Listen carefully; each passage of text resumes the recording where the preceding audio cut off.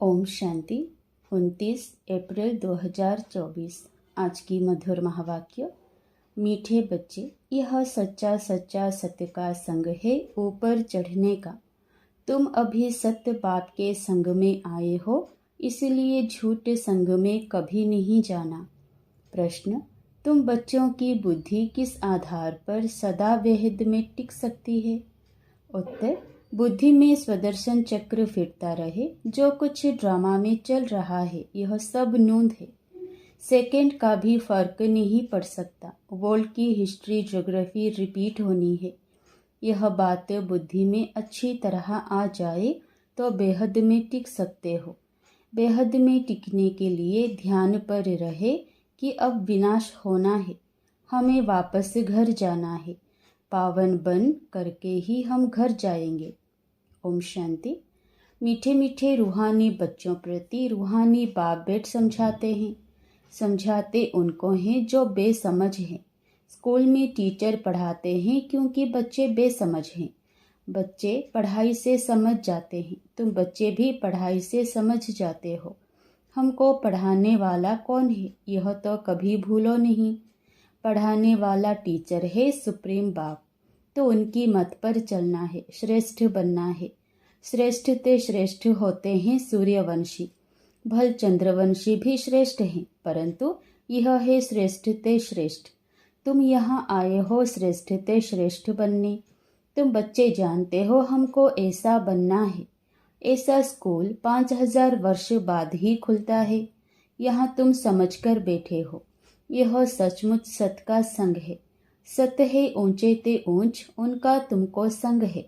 वह बैठकर सत्युग का श्रेष्ठ ते श्रेष्ठ देवता बनाते हैं, अर्थात फूल बनाते हैं। तुम कांटे से फूल बनते जाते हो। कोई फौरन बन जाते हैं, कोई को टाइम लगता है। बच्चे जानते हैं यह है संगम युग। सो भी सिर्फ बच्चे जानते हैं। निश्चय है कि यह पुरुषोत्तम बनने का युग है। पुरुषोत्तम भी कौन सा?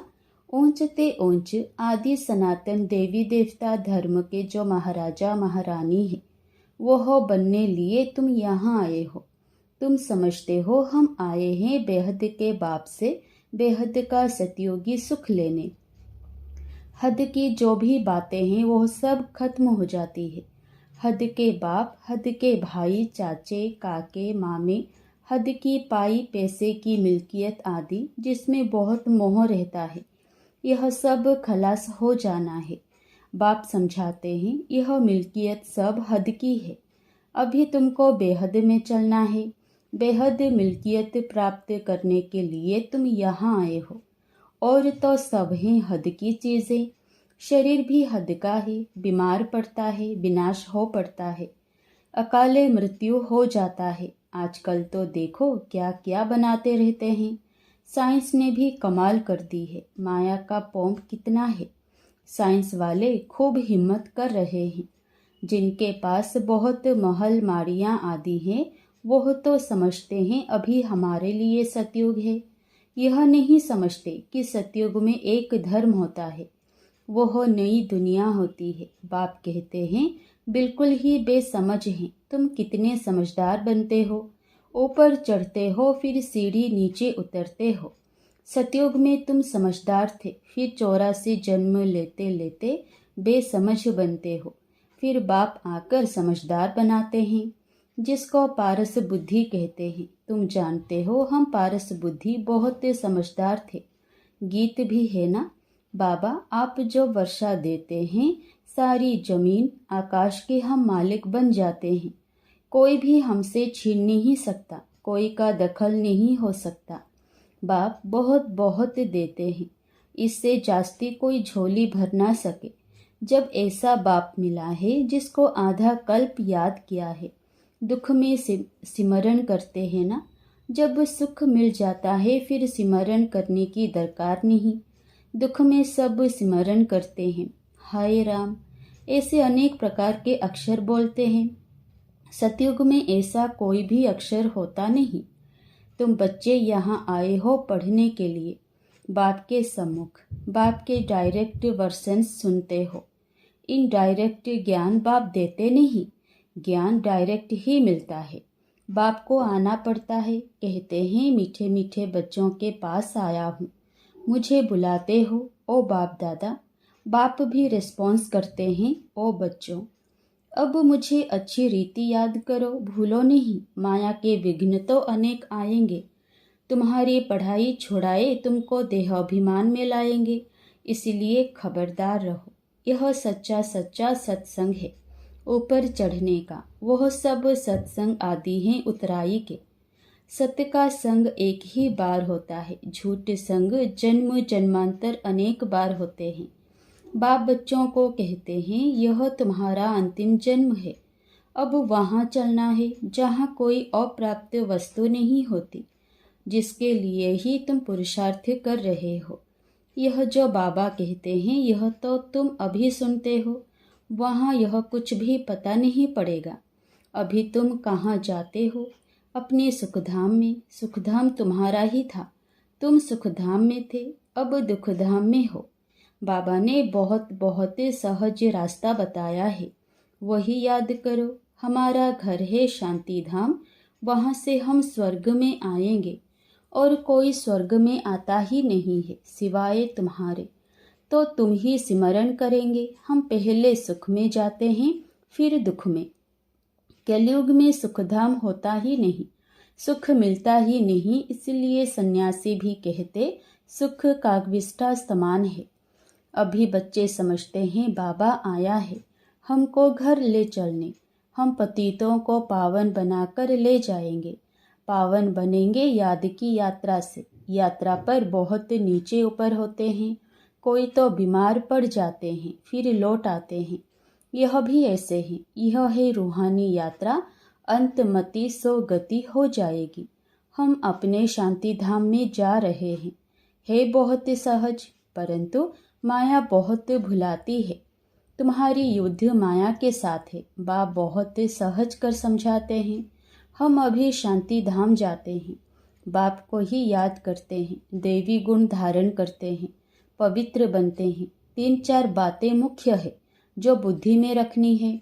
विनाश तो होना ही है। 5000 वर्ष पहले भी हम गए थे, फिर पहले पहले हम ही आएंगे। गायन भी है ना, राम गयो रावण गयो। जाना तो सबको है शांति धाम। तुम जो पढ़ते हो उस पढ़ाई अनुसार पद पाते हो। तुम्हारी एम ऑब्जेक्ट सामने खड़ी है। कोई कहे हम साक्षात्कार करें, यह चित्र व लक्ष्मी नारायण का साक्षात्कार नहीं तो फिर क्या है? इसके सिवाय किसका साक्षात्कार करना है? बेहद के बाप का। और तो कोई साक्षात्कार काम के नहीं। बाबा का साक्षात्कार चाहते हैं, बाबा से मीठी और कोई चीज़ नहीं। बाप कहते हैं मीठे बच्चों, पहले अपना साक्षात्कार किया है। आत्मा कहती है कि बाबा का साक्षात्कार करें, तो अपना साक्षात्कार किया है। यह तो तुम बच्चे जान गए हो। अब समझ मिली है हम आत्मा है, हमारा घर है शांति धाम। वहाँ से हम आत्माएं आती हैं पाठ बजाने। ड्रामा के प्लान अनुसार पहले पहले सतयुग आदि में हम आते हैं। आदि और अंत का यह है पुरुषोत्तम संगम योग। इसमें सिर्फ ब्राह्मण ही होते हैं और कोई नहीं। कलयुग में तो अनेकानेक धर्म कुल आदि हैं।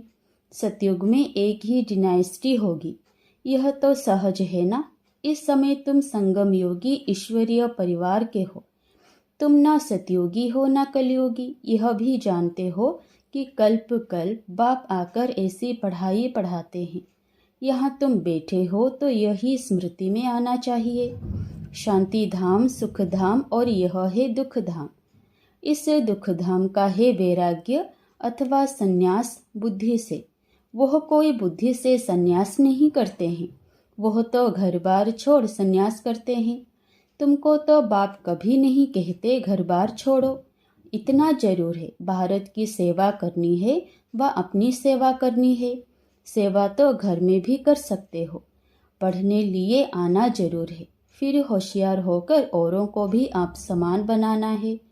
टाइम तो बहुत थोड़ा है। गायन भी है ना, बहुत गई थोड़ी रही।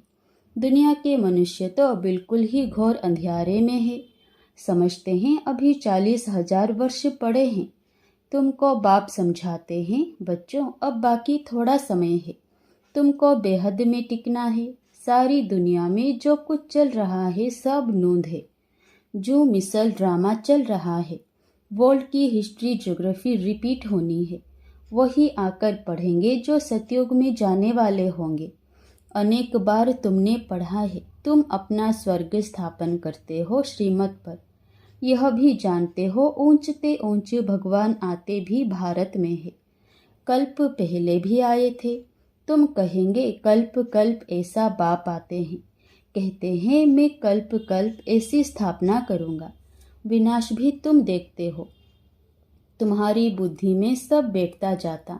स्थापना, विनाश और पालना का कर्तव्य कैसे होता है तुम जानते हो। फिर औरों को समझाना है। आगे नहीं जानते थे। बाप को जानने से बाप द्वारा तुम सब कुछ जान जाते हो।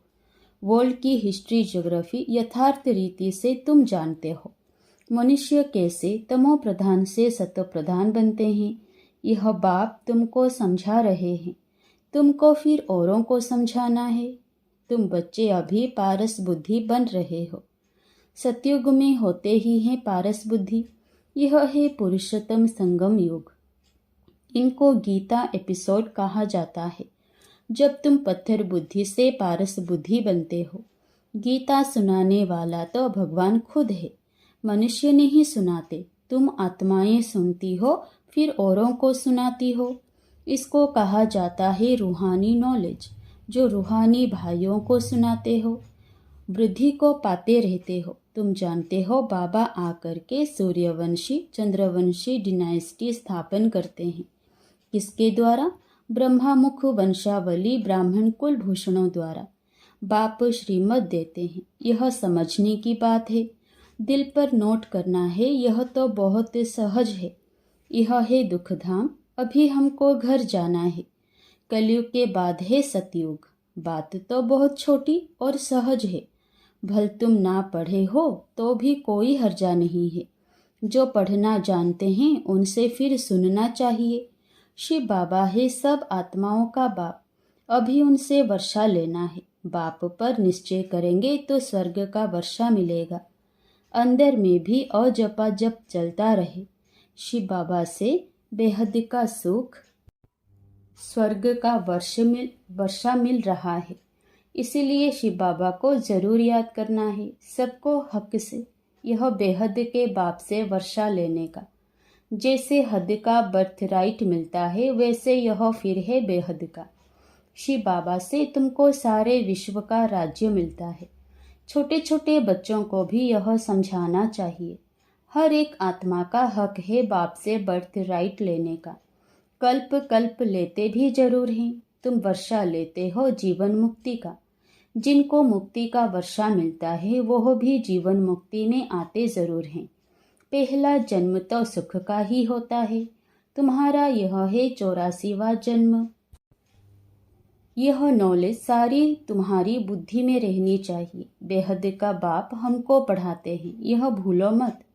देहधारी कभी ज्ञान दे ना सके, उसमें रूहानी ज्ञान होता नहीं।